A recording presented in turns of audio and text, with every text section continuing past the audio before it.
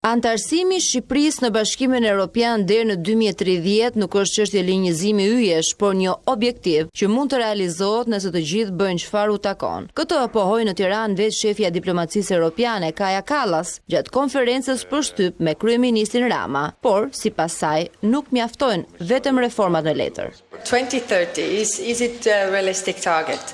2030 është një objektiv realisht? Po është. Në rast se të gjithë do të ndërmarrim hapat e duhura gjatë rrugës, pra Shqipëria me reformat e saj, por jo vetëm reformat që duhen miratuar, por edhe këto reforma të miratuara që duhet të vijnë në zbatim. Por a është vetmja Partia Socialiste më në krye Edi Ramën që mund të çojë Shqipërinë në Bruksel si një antare me të drejta të plota të familjes europiane, siç pretendon kryeministri? Kësaj pyetje përfaqësuesja e lartë e Brukselit ju përgjigj në mënyrë diplomatike, duke nënvizuar domosdoshmërinë e gjithëpërfshirjes.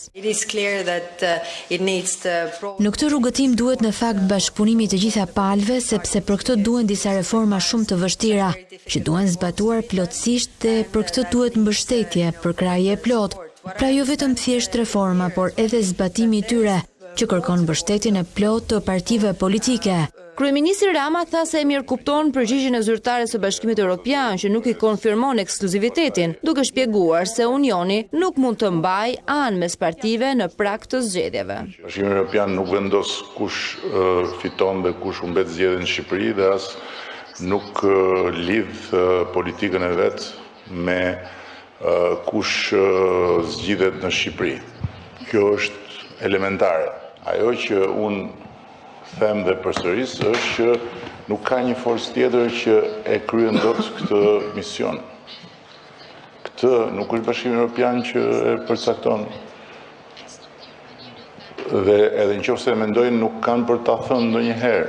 Gjatë konferencës për shtyp pa dy CNN pyeti kryeministrin edhe për vendosjen e tarifave të presidentit të Shtetit të Bashkuara të Amerikës Donald Trump ndaj eksporteve të vendit tonë. Ndryshe nga liderit e Bashkimit Evropian, Edi Rama u shpreh qetë. Është një qasje shumë e thjeshtë, komode për vetë pozicionin tonë, për vetë volumin e tregtisë që ne kemi me Shtetet e Bashkuara dhe në rast se i referoheni edhe tabelës tarifave të shpallura nga sala ovale, ne nuk kemi arsye të kemi asnjë shqetësim.